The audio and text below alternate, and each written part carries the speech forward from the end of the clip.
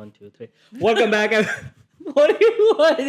I never heard the 1, 2, 3 before, but okay. Ready? 1, 2. The Beige Flag. Beige Flag. Welcome back, everyone, to the Beige Flag. Haley is bothering me for some reason, and she won't get into like professional. I'm the great co-host, Haley. Welcome back to Beige Flag.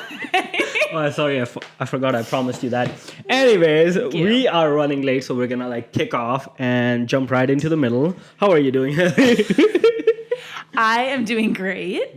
And before we get into this week's episode, I would like to shout out one of our loyal listeners who had a really great hot take on last week's episode and something she wanted us to discuss. So are you okay if I hijack the first couple minutes? Sure, go ahead. Okay, so some of our listeners may remember that I talked about my favorite holiday. Do you remember my favorite holiday, Adam? I can't remember what I ate for lunch, so that would be no. My favorite holiday is Leap Day. Oh, Which coincidentally is also a movie. I've never seen the movie. Have you seen the movie? Leap Year, the one in Ireland where the girl Yes. proposes to the guy. Yes, so that is what she wanted us to talk about. About your thoughts on like girls proposing. Oh, so you want to hear like, actually, so... Her question was, do you think Adam would say yes to a proposal if a girl asked? Definitely. That's what I said. I feel like it's like very like, it makes you feel very elated. Like when someone asks you to like marry them, it feels like they think like you're worthy enough. You to marry wouldn't them. feel like snubbed out of that opportunity of like asking? No, because then I'll do it. I'll like make a bigger one to like show them off. That's not the point. No, but like you wanna know what happened is I was dating someone and the girl's mom, she was dating someone and the guy said, I only marry you. Oh, sorry. They were watching that Friends episode together where like Rachel proposes to Ross. Yeah. And he like said, like he said that was like the best, his favorite episode on Friends. So he thought that they were like, he wanted her to propose to him. And this was not going to be like their first marriage, right? Or like, Yeah. It was both their second or something. yeah. Okay. So then they went on a trip to Ireland and she planned everything out and she ended up proposing to him. That's so cute. I know. Okay, do you think most men would agree that like it's okay for the girl to propose? I don't know about most men, but like I feel like today's Generation Z and like late millennials and late Gen Zers would say probably, yeah, that's fine. Okay. Yeah, I feel like it's like the same as like most people would be like, oh, taking the last name of a person. Right. Yeah, I feel like that's in that territory. Like most people, this generation wouldn't care, but like I feel like people previous generation, sure, yes. Do you like feel any sort of way about proposing? Like, is that something like you've always thought you would do? Like, do you have an idea in your mind of like how? Oh yeah, it's you like, would do it? but it has to be like person specific, right? Yeah, of course. Mine's always been like depends on like where that person is, and like I'll figure out what their favorite movie is, and I'll recreate if it's like their favorite rom-com. I'll figure out what's the scene in that person proposes and try to mimic it somewhere there. Okay, interesting. That's cute. Yeah, but do you want to know one other thing? Today or this week, I deleted all my dating apps from my phone just because I'm taking a break. I'm like taking a break from all of it, but it felt I thought so you were gonna like. announce a relationship. Oh no, that's gonna come later. But but it felt like so nice to just delete them off my phone and not have them anymore. So how long have you been dating app free? Clean from dating apps. What should we call this? It's like a like sober from dating apps, but we need a better term. Detriety? I don't love it. Detriety? I'm still not loving it. Dating free since No, not 24? dating free, just app free. Oh, app free since 24? We'll put that out to the listeners App because free we since- like to usually give you guys a term, but this week, please give us a better term than dateriety or whatever. I like dateriety. I I think it could be don't. like goes on our next t-shirt. Veto. We still got a lot of t-shirts we want to give away, so you guys have a little bit of time. Also, didn't you see like you kept saying that Baron was not ready, but like Baron reached out saying he was Baron fine. did say he's ready. See, he said he wants to make an impact. So when we see him later this week, we can ask Wait, how he said he wants to make an impact? he said he's ready to step up. Yes. I don't know. I don't know if that's making impact. I'm not sure where you got that from. But I thought it was like when he said that, I thought it was like setting up to like go hit the pitcher, like batsman. Okay. Okay. So yeah, we may have our first repeat guest on the podcast soon. Oh, very soon. I feel like also like when I have to kick you off, we can bring him on full time, but that's another question. Yeah, I forgot about that. You're lucky I'm back again this week. So I know. I couldn't find a replacement in time. Anyways, as part of I feel like people love when we talk about dating like theories and dating like statistics. So I have another one. I was reading and Hinge did their, like last week we covered Bumbles. Now Hinge did their dating aspect. And here's the biggest one. 90% of Gen Zers say they're ready to find love. You're a Gen Zer. You're like the cusp of Gen Z, right? Start of Gen Z. Yeah, I'm for sure a Gen Z. Yeah, and that's what 97. So that would make the Gen Zers at 27 this year, the oldest Gen Zer. And they say they're ready to find love. 90% of them. Isn't that like a lot too young for all of them? Okay, wait. But Gen Z goes from like, I thought it was like 95 to like 2015 or something, right? I'm 95, but I'm still a millennial. I'm at the cusp. Okay, so maybe 96 to, but it goes way into like, it's like a 20-year generation, right? Isn't that how it works? I don't know. I haven't done the math on that. But anyways, so is this children that are like under 18? No, it's like people on Hinge. People on Hinge is over 18. Okay, well, yeah, obviously if you're on Hinge, why would you be on Hinge if you're not looking for love? But 90%, most people, you can put it on there like looking for something casual or like short-term relationship. Yeah. But 90% say they're looking for love. Okay, so this wasn't a study. This is just based on their profiles. Yes. Okay, but we've talked about profiles a lot, right? No. And it's very strategic what you put on there, right? Exactly. What would you put like if you're only trying to find like short-term relationship? I think putting short-term relationship would give you like a it's idea. Like kind of like a black flag or something. You mean? I don't know. I don't know. I feel like a lot of people would put that on if they were like traveling for work and stuff. They'd just put on like just. But like Hinge also doesn't allow you to change locations, right? You have to go and physically change location if you're there. Yeah. Like I've had it sometimes when someone would be like match with me and they're like, oh, we're just here for the weekend to celebrate like a bachelorette party. I don't know why you would be in Isn't Seattle. That how you met one of your longer term flings? For a bachelorette party? Or not a bachelorette party. You know, the one that was getting divorced. Oh, she did live here. No, she didn't. She had a full family. I went to her apartment. Okay. Wait. Yes. Okay. Anyways, you might... Uh-oh. Whoa. What? Did you delete everything? No, we haven't. I was playing. Okay, anyways. So, she was not married and did not have a family. She lived in Seattle. She was married. I'm not a homewrecker, Haley. She was married, though. You can't dispute that fact. She was separated for a long time. They were going through a divorce. Okay. Anyways, so, but from like, I haven't been on Hinge in a while, but from what I remember, I don't think it was like 90% of people saying they're looking for long term. I'd say like a good amount of them were like short term. Yeah, but you were on Hinge before the pandemic ended. You left Hinge. What? You left Hinge before the pandemic ended and we were like back into this post-COVID world. Okay. So now post-COVID, you're saying people are looking for love. This is like from 2023 statistics.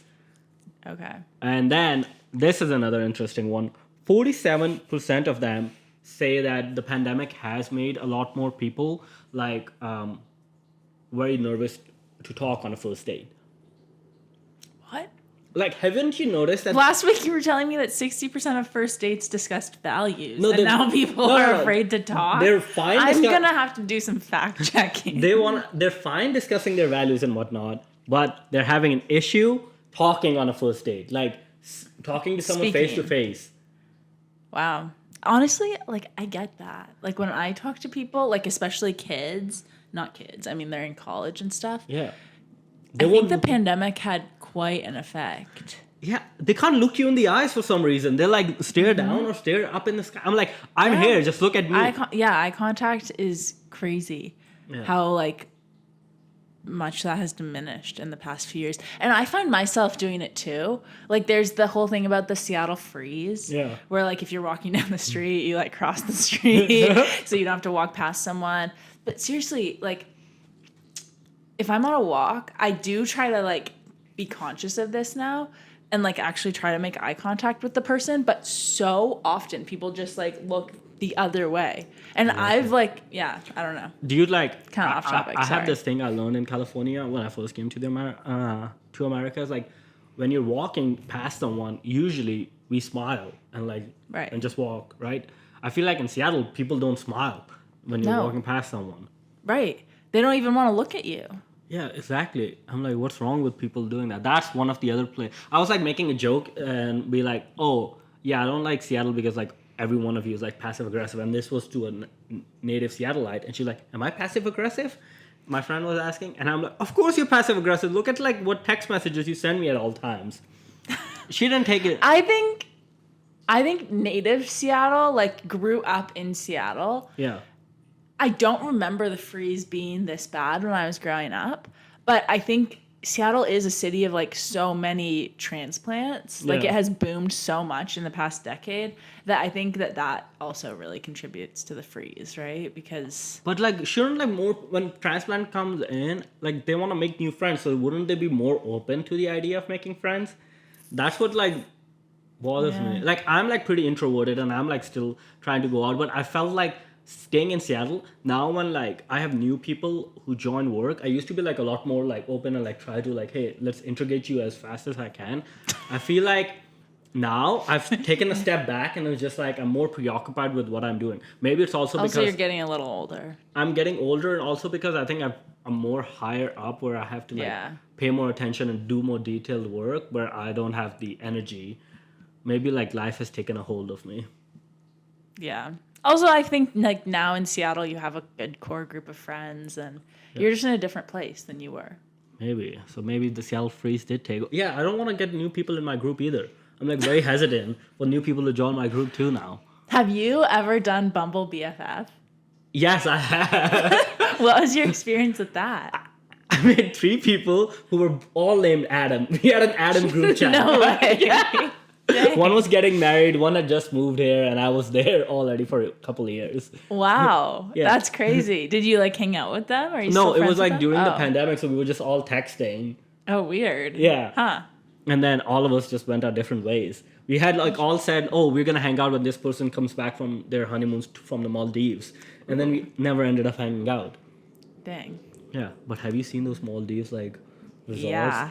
at the Hilton where you have to take the seaplanes Yeah. to get there? Yeah. If you time it right. I'm you can- saving my points. Yes, for that, the Yeah. Amex one. Someone was like, oh, can you just use your points for this flight? And I was like, I am not using my points for anything other than the Maldives. See, I used my points last time to go meet Fifi, and now I'm down to 0 points, so I have to rebuild them this year. Dang, you had a lot of points too. That was an expensive flight. Yeah, it was an expensive 2 days. Not even. Oh, yeah. I didn't pay for it. My points paid for it. Yeah. Okay. Also, Fiji. Fiji. That was a good one. That was a good one until it lasted. What's next on the agenda? What's that? Oh, yeah. So there's a new concept. Don't you laugh. Be a grown-up when I say it. Do that? It's called dating body language. Okay. Okay, so dating body language, it says that how you perceive, like talk on the internet to the other people and how you, like, you know What? how- Body language does not mean internet. no, digital body language. You said dating body language. Digital body language, come on. I'm sorry, I can't read your mind. Okay, digital body language. Play back the clip. All right. will. Digital body language. Tell us about it. Okay, digital body language means how you perceive yourself or like how you portray yourself on the internet. Okay. Okay, it means like how you come across in text. For our generation and Gen Zers, it's like makes a lot more impact when you're talking about an emoji and emoticons, and like knowing what's the right way to use emoticons. I feel like most people overdo with emoticons. I hate when people like put the smiley face like 6 times instead of like. Interesting. I don't even put the smiley face. I'll just say haha or like say ha like the text to say haha on But it. then that's a whole other side of it, right? Like Because that liking ends- it yes. or laughing at it. That ends the conversation. Apparently, yeah, that ends the conversation. I had to recently find out that the cupcake emoji doesn't mean you want to eat a cupcake. It means a whole different thing. And you also just learned Riz. I'm kind of concerned about this co-hosting situation here. Hey, I'm an old person who likes Yeah. to read at night, okay? I was talking to a friend. He says, oh, why don't you answer text after 10 p.m.? He said, because I said I'm usually asleep and my phone's in the other room. Yeah, I also go to sleep at 10:15, 10:14. My lights turn off automatically at 10:14. So Yeah. And then That's when my I bedtime. send you memes at like 5 in the morning. yeah, you're and like, I respond. Yeah, we're grandparents. yeah, exactly. So do you like feel like that's like a big thing, like doing the emoticons or like texting vibes? I feel like when you're seeing someone new, it makes a bigger difference. Ooh, it is hard when you're seeing someone new, like trying to find the texting vibe. Yeah. Definitely.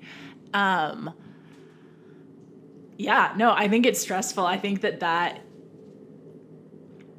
takes like a lot of mental energy when you're trying to text someone. Like I will have friends read over like just a one sentence text and No be way. like, yeah, it'd be like, does this make me seem like, because I feel like I'm very sarcastic in person, right? Yeah. But when you are talking to someone or texting someone, you kind of have to, it's like a you have delicate balance. You also have a lot of like sad, dark humor. Yeah, exactly. So, you can't just whip that out in text. But then if I don't, then what else do I have, right? Maybe you that's like act me. like that in person for the first 3 dates and then you whip it out. Yeah, but what do I text before those You don't 3 really dates are text. over? Yeah, that's the issue.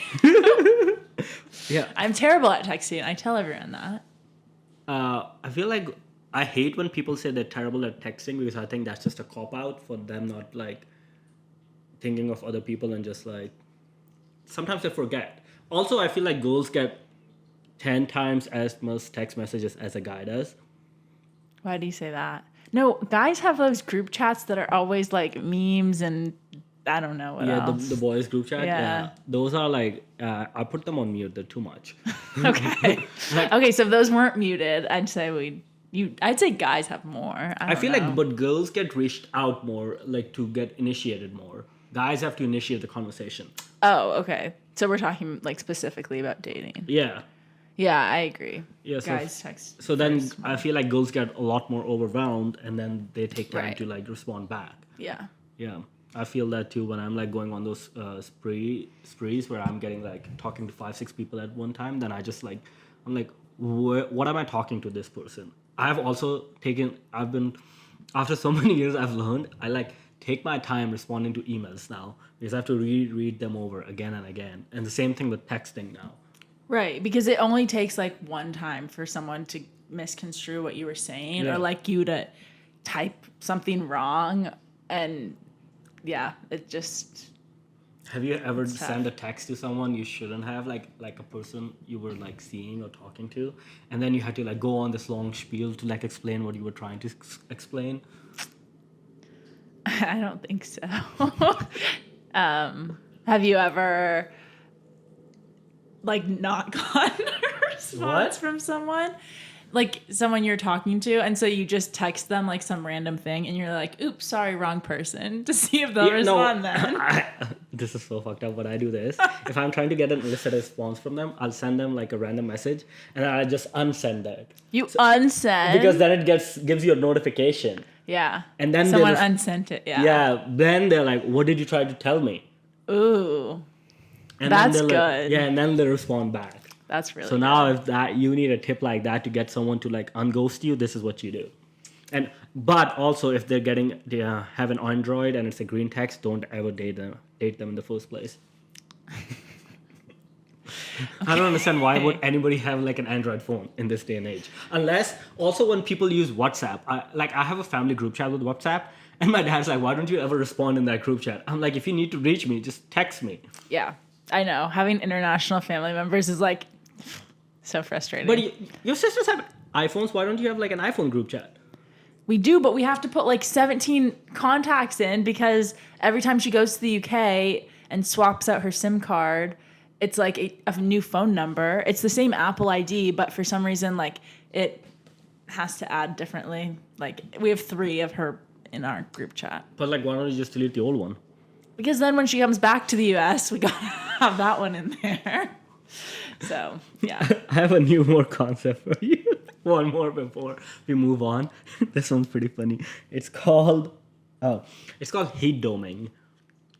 Is this like love bombing, but the opposite? No, it's dating someone for a specific characteristics in their amenities in their apartment building or in their home. What'd you call it? Hate doming? Heat doming. Heat doming. Yeah. Doming like a dome? Yeah, doming, like you do a man. So I was talking to a friend and she's like, oh, summer's coming up.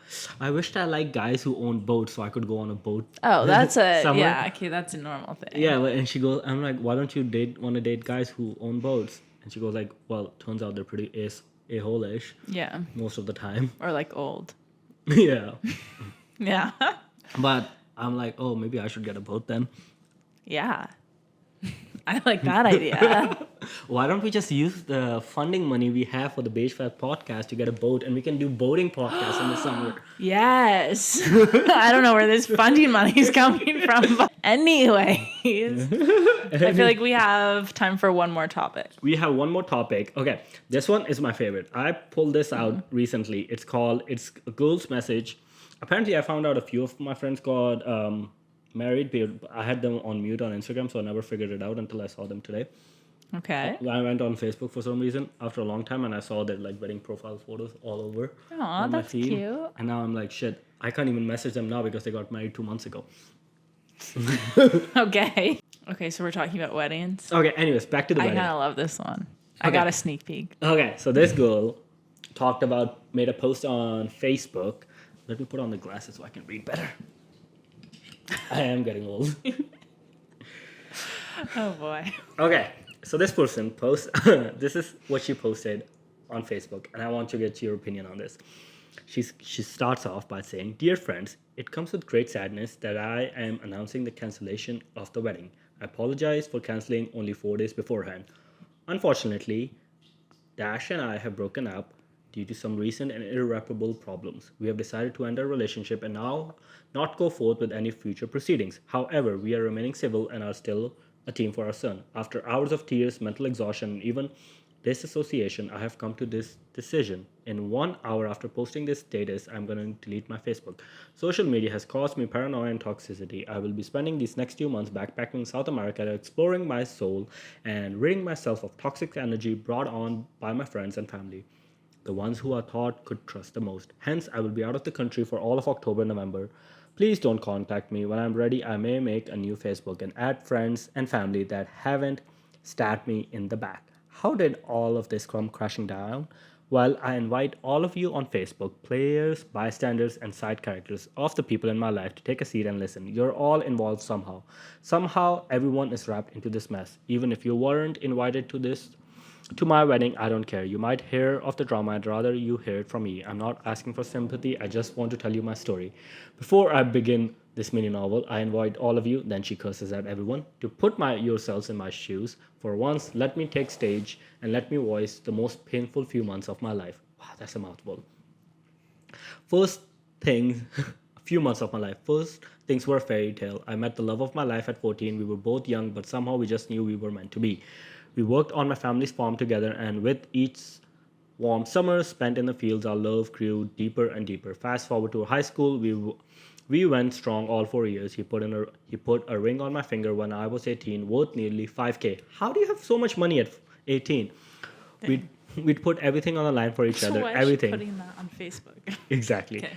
We both choose to attend the same community college and work full time in order to build our dreams. We spend most of our days by each other's side. I will always be thankful for that. Fast forward a few years, I was 20. I realized I was pregnant with my first. We were elated, tearful, and thankful to God for this gift. After giving birth to Dash, I knew the next step would be to focus on my career and become financially stable. My ex did the same. We saved and saved. I was in love. I was happy and I was looking forward to life. We continued working and we even got our degrees. It was hard, yes, but so blissfully worth it. We managed to save up nearly 15K for our wedding. Since our love was like a fairy tale, we wanted an extravagant blowout wedding, one where a son could be included. So now she's leaving her son to go backpacking. Yeah, wait, can we skip to the part where he cheated on her or something? He didn't cheat on her. Well, what happened? Can you let me finish? I'm just saying it. We started touring venues and were torn between the two. A local psychic told us to go with the more expensive option. And we thought, why the hell not? We just needed a little push. Our dream wedding amounted to $60K, all included with flights to Aruba. All we asked for was a little help from my friends and my family to make it happen. I mean specifically asked for cash gift. How could we have a wedding that we dreamed of without proper funding? Exactly, that's what you're supposed to do, fund your friends' weddings. We sacrificed so much and only asked each guest for around $1,500. We talked to a few people who even promised us more to make our dream come true. My maid of honor, who shall not be named, pledged $5,000 along with her planning services. We tearfully thanked and accepted. My ex's family offered to contribute $3,000, so our request for $1,500 for all our other guests was not icking out of the ordinary. Like we made it clear, if you couldn't contribute, you weren't invited to our exclusive wedding. It's a once-in-a-lifetime party. Anyways, this goes on and on for 5 more pages. At the end, the maid of honor took her money back, as was her right, because she wasn't bound by any contract. And then secondly, everyone backed out of the wedding. She only got 8 RSVPs, so 15 times 8. Haley, you could do the math. It's not 60 grand. Okay. After all of that, she said that her husband suggested, why don't they get married off to Vegas, go off to Vegas and elope and get married. And she said that was really beneath her and she would not go for it. And eventually they got separated because she thought he was cheating on her with the maid of honor and talking bad about her. I knew it. Which I think might have, it doesn't specify if she ever figured it out or not, but that's what she thought. Eventually now they're getting divorced. But all I say is to her friends, why couldn't you just contribute $1,500 to the wedding? Yeah, obviously. $1,500 is super reasonable for Aruba. Obviously. So they had to get their own flights, accommodations, and give $1,500? Yeah, exactly. Super, super reasonable. Wouldn't you do that? Oh, in a heartbeat. For someone I didn't even know. Definitely. To have their dream wedding? For sure. Exactly. Especially when they saved up $15K. And you only had to contribute the other $45K. Yeah. No, huge. And she said she only wanted to be a Kardashian for the day. Yeah. And everyone deserves to be a Kardashian for the day. But I think she would have been better off asking for $3K. She also started a GoFundMe. And 15K is kind of or $1,500. It's yeah. No, yeah. I agree. And then also people said they started a GoFundMe and people only contributed $500 to their fund. Dang. Isn't that sad? Of all the world's problems, nobody wanted to fund her wedding. I think what she should have done is gone to ask the president for some money. Yeah. He probably would have thrown some extra zeros there. Yeah.